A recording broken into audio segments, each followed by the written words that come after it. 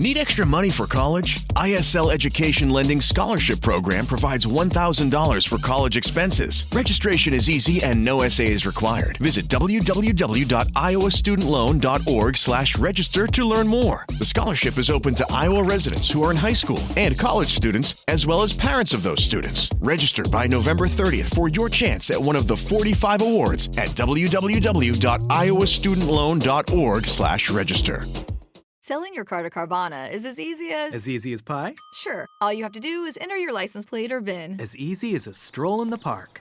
Okay, then just answer a few questions and you'll get a real offer in seconds. As easy as singing. Why not? Schedule a pickup or drop-off and Carvana will pay you that amount right on the spot. As easy as playing guitar. Actually, I find that kind of difficult. But selling your car to Carvana is as easy as... Can be.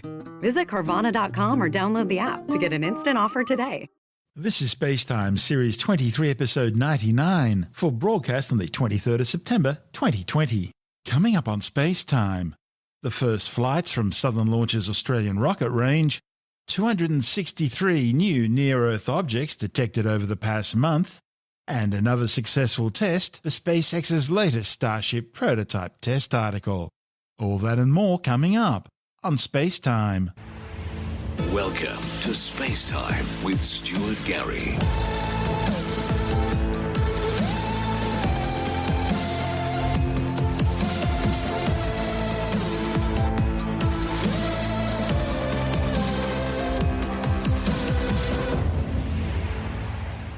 Southern Launch has undertaken its first flights from its new rocket test range in Western South Australia. The successful missions launched two space-capable rockets within 2 hours of each other on suborbital ballistic trajectories from the kilometre test range 40 kilometres north of Ceduna. The successful flights followed a technical issue during an initial launch attempt earlier in the week, which resulted in an engine ignition misfire. Both launches carried electronic warfare test payloads for Australian defence contractor DEWC Systems. The test payloads are each equipped with a miniature suite of antennas, sensors and communications equipment. The flight profiles required the payloads to be deployed just 1 minute and 6 seconds after launch at an altitude of 65 kilometres, and then continue independently to an aperture of 85 kilometres before intercepting signals from a specially positioned radar set up downrange. The payloads then carried out their readings during the descent phase of each flight, before safely parachuting back to the ground some 95 kilometres north of the launch pad, 31 minutes and 25 seconds after blastoff. The flights also tested how well the delicate electronics of each payload survived the rigours and 60G acceleration forces of the launch. For these first test flights, Southern Launch utilised the new T-DART spin-stabilised two-stage sounding rocket developed in the Netherlands. The unusual 3.4-metre long 34-kilogram needle-like rockets use an ammonium perchlorate composite solid fuel propellant and are designed to accelerate a payload to Mach 5.2 in just 6 seconds, reaching altitudes of over 120 kilometres. The Kilometre test range is designed to allow companies to both test and retrieve their launch vehicles and payloads after each flight in order to examine how the equipment performed during the mission, gleaning information that can't be sent through telemetry. Southern's orbital launches, which were also to begin this year, will take place from the company's Whalers Way launch complex on the Eyre Peninsula, 27 kilometres southwest of Port Lincoln. They'll then fly over the Great Southern Ocean, primarily on polar orbits. This is SpaceTime. Still to come, 263 new near-Earth objects detected over the past month, and another successful test flight for SpaceX's new Starship prototype. All that and more still to come on SpaceTime.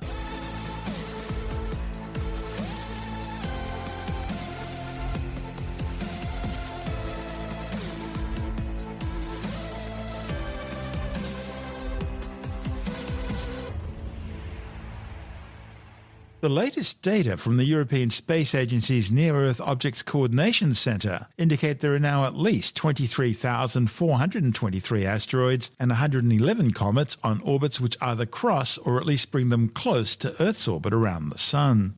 In fact, astronomers have discovered 350 more near-Earth objects so far this year than what they detected over the same period last year. It brings the total number of near-Earth objects discovered since January to 1,740, including some 263 over the past month alone. Let's just hope it's a case of getting better at finding them rather than there being more of them out there. Now, as we reported last month, at least one of those near-Earth objects got awfully close. Asteroid 2020 QG swooped down to around 3,000 kilometres above the Indian Ocean in the hours before it was discovered by the Zwicky Transient Facility Observatory. This flyby is now officially classified as the closest non-impacting asteroid ever observed, even though we only saw it after its nearest approach. Studying asteroids and comets when they're near the Earth allows scientists to better understand these potential harbingers of doom, as cometary scientist Clara Goetz from the European Space Agency explains. I am a scientist at the European Space Agency, and I study comets and how they interact with the space around them. What is a comet? Comets are small objects in our solar system. They're usually just a couple of kilometers in diameter. It's about the size of a village or a small city. And they are made up of ice and dust. This ice and dust is very, very loosely packed, so there's a lot of small spaces in between it. This means the density is quite low. So if you had a really big bathtub, the comet would actually float in it. They also have very small gravitational pull. So if you jump on a comet just a little bit, you would just float away.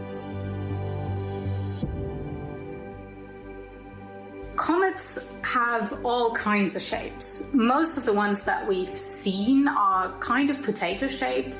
They hurtle through our solar system at speeds about 1,000 times faster than you can go in a car. So this is about 1 to 100 kilometers per second. And the ones that we know most are those that go closer to the sun. There, the comet then heats up because of the sunlight on its surface, and the ices become a gas and leave the comet. They expand into space. And this causes the gases to be accelerated away from the comet, which then forms a tail. And this is what most comets are known for. Some of these tails are so bright that by just looking at the night sky with a small telescope or binoculars, you can actually observe these tails yourself. Where do comets come from? About 4 billion years ago, our solar system didn't exist. None of the planets in it had formed. There was just a giant nebula around the sun that was made up of ice and dust. And the planets then started to slowly form and started to collect the nebula around them. But small rocky beginnings of comets also formed, and they very, very slowly collided together. Some of them continued to grow and became moons and planets, but some of them were just small, didn't grow much further, and eventually they moved out to the edge of our solar system.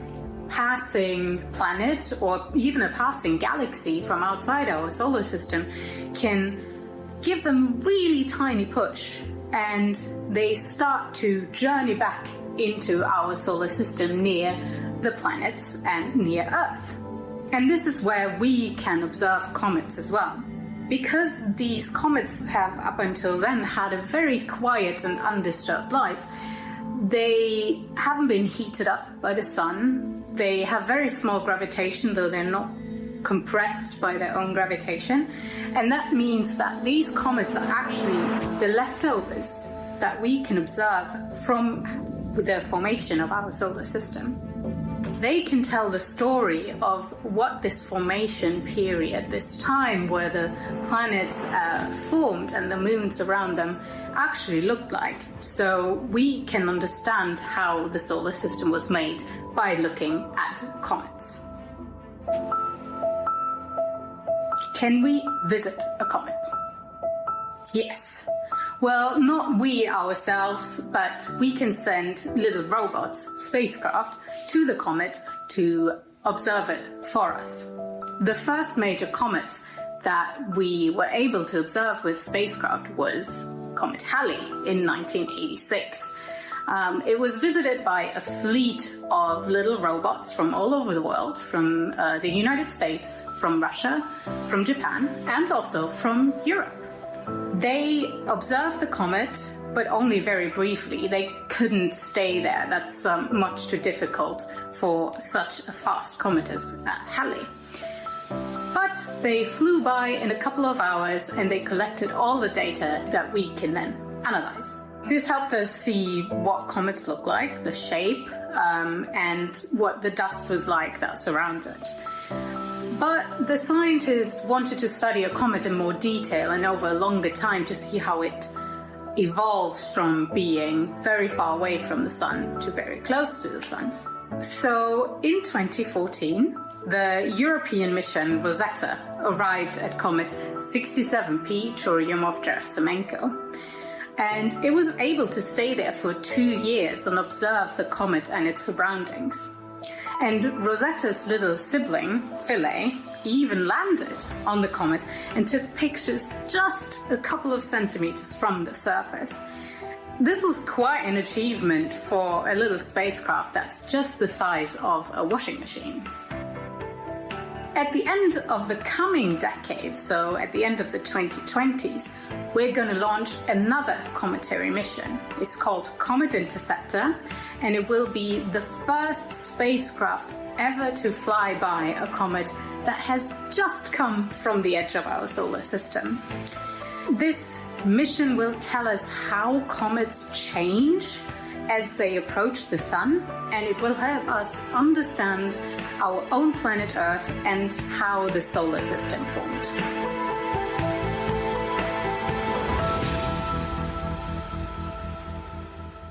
That's Clyde Goots from the European Space Agency. And this is SpaceTime. Still to come, another successful test for SpaceX's Starship prototype. And later in the science report, new claims that COVID-19 really was invented in a Chinese government laboratory. All that and more still to come on SpaceTime.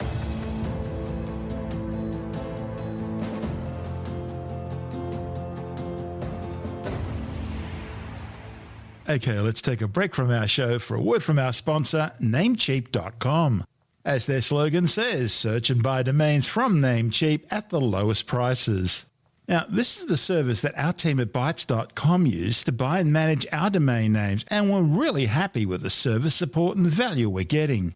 Buying the right domain name shouldn't be hard, and with Namecheap, we've found it to be anything but that. And you can find your dream domain and join over 2 million happy customers when you register with Namecheap. Trusted with well over 10 million domains, you'll know you're in safe hands when it comes to turning your website idea into reality. And they've got some excellent tools to help you find the right name, like the handy search engine. All you do is type in your desired name, cross your fingers, and press search. And if what you want's already gone, and it does happen sometimes, they'll come up with some great alternative ideas. And if you're looking for some new inspiration, try the new website domain name finder, Beast Mode. It'll help you discover thousands of domain names fast. We've found their prices to be excellent, management tools intuitive, and they're easy to use with excellent custom support if you need it. All in all, it's a great experience all round if you're looking to pick up a domain name or two. So, why not check them out and help support our show at the same time? Just visit spacetimewithstuartgary.com/namecheap. That's spacetimewithstuartgary.com/namecheap, and Namecheap is one word. You'll find the URL details in the show notes and on our website. Just visit the support page. That's spacetimewithstuartgary.com/namecheap. And now, it's back to our show. You're listening to SpaceTime with Stuart Gary. SpaceX has successfully conducted a 6th test flight of a prototype test article for Elon Musk's long-dreamed-of Starship interplanetary colonial transport. As with the previous test a month ago, the SN6 flight saw the prototype climb to an altitude of about 150 metres before safely returning to Earth. Musk says the latest test hop was, however, smoother and more controlled. If future tests over the next few months go as smoothly, he hopes to undertake the first orbital flight of Starship next year. Once operational, the two-stage reusable launch system will be capable of transporting 150 tons of people and cargo to orbit and 100 tons on missions to the Moon, Mars, and on interplanetary journeys across the solar system. It would ultimately replace SpaceX's existing Falcon 9 and Falcon Heavy launch systems, as well as the Dragon capsule, with Musk already touting Starship to NASA to transport cargo to the surface of the Moon. This is SpaceTime.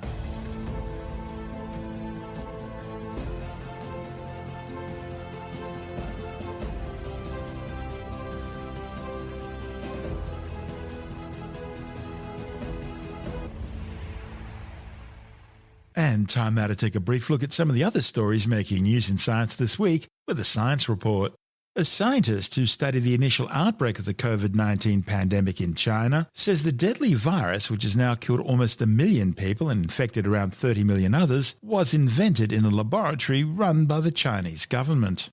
Virologist Dr. Laiming Yang, who was forced to flee China in April, has reported her findings on the open-access digital platform Zenodo. Yang had been working at the Hong Kong University's Public Health Laboratory Sciences Division, a World Health Organization infectious diseases research centre.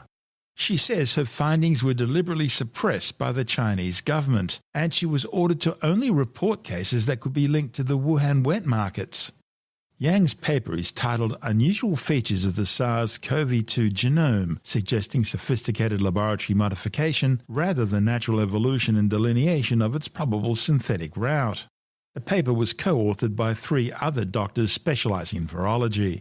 Yang concludes the virus appears to have been created in a laboratory over a 6-month period and shows biological characteristics inconsistent with a naturally occurring zoonotic virus. Now, this contradicts reports in the journal Nature, which conclude that the deadly SARS-CoV-2 virus, which causes COVID-19, probably originated in Chinese horseshoe bats as the RATG13 virus before mutating naturally and then jumping from animals to humans, possibly through an intermediary, at the Wuhan wet markets, near where the first human case was recorded on November 17, 2019. But Yan insists that the natural origin theory, though widely accepted, lacks substantial support. Alternative hypotheses suggest the virus was naturally occurring but escaped from the Wuhan Institute of Virology Research Laboratory due to poor security protocols. Another hypothesis is that it was released accidentally when an underpaid Wuhan Institute of Virology lab worker sold infected research animals to the local wet markets in order to supplement their income. Whatever the truth, we now know that the Chinese government and the World Health Organization covered up the initial outbreak in November and December of 2019 despite the high number of fatalities recorded at the Wuhan epicenter. And while Beijing banned people in Wuhan from travelling to other parts of China, it continued allowing them to freely travel overseas, spreading the deadly infection globally. Doctors and journalists who reported the outbreak were arrested by the Chinese Communist Party, with many either mysteriously dying or disappearing. At the same time, the Chinese government ordered Chinese companies globally to begin buying up any and all available supplies of antiviral drugs and ventilator machines, as well as gloves, masks, respirators, and other personal protective equipment, shipping it all back to China by the container load. A massive 110 square kilometre chunk of Greenland's ice cap has broken off in the far northeastern Arctic.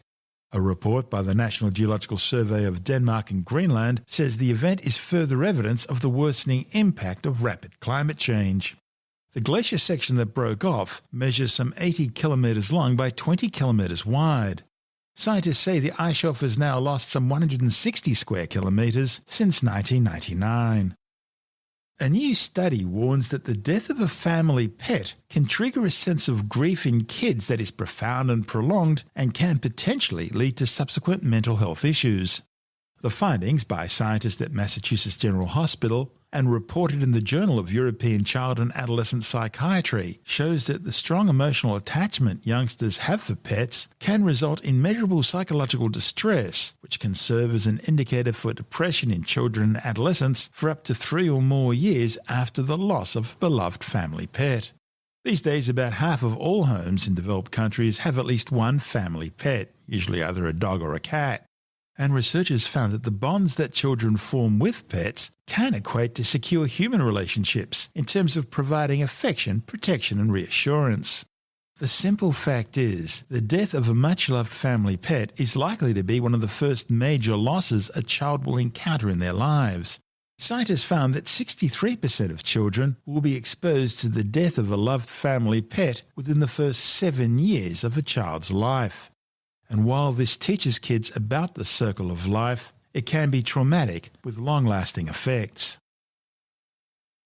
Scientists have used DNA analysis to show that the Vikings who plundered and pillaged Britain originally came from Denmark, while those who attacked Ireland, Iceland and Greenland were from Norway. The findings, reported in the journal Nature, also showed that Swedish Vikings sailed their longboats eastwards towards the Baltic states. The study analysed DNA from 442 ancient humans across Europe and Greenland, covering the Bronze Age from around 2400 BCE through to the early modern period of around 1600 AD. But scientists also found traffic wasn't one way, with many Viking Age individuals both within and outside Scandinavia having high levels of non-Scandinavian ancestry, which suggests movement and interbreeding across Europe. It's been revealed that the imagined threats of 5G telecommunications are now starting to cause real-world harm. Attacks on cell phone towers are merely the latest evidence that virtual disinformation is leading to actual violence. Tim Mendham from Australian Skeptics says a new report by the Reuters Institute for the Study of Journalism at the University of Oxford has found that celebrities, politicians and other public figures account for around 20% of all disinformation about issues like 5G and coronavirus. There's a lot of people who are concerned about fifth-generation telecommunications. You mention the word radiation and they leap and get worried. Danger, Will Robinson. Yeah, well, there's sort of a basic misunderstanding of that radiation covers a multitude of sins from the sun, of course, from the earth, from everywhere. But in telecommunications, the radiation being emitted there is what's called non-ionising radiation, so it doesn't have an effect on bodily parts, etc. Ionising radiation does. That's the X-ray part of the spectrum, and that certainly can cause damage, as we know, but all the telecommunication stuff comes down low in the wavelength, if you like, and therefore they're not as concerned. But obviously people just react to the term radiation, and they instantly assume that it's going to be harmful to them. One of the issues with 5G telecommunications is that you need a lot more antennas because it's weaker, so you need more transmitters and antennas around the place, and that's getting people worried because I think the more of them you have, the stronger the signal. Well, it's not. It's making up for a weak signal, and it's basically no stronger a signal than the 4G, which has been around for a long time. But there's no convincing some people. They don't go any further than saying the word radiation, and that's enough. And, of course, some of them are taking it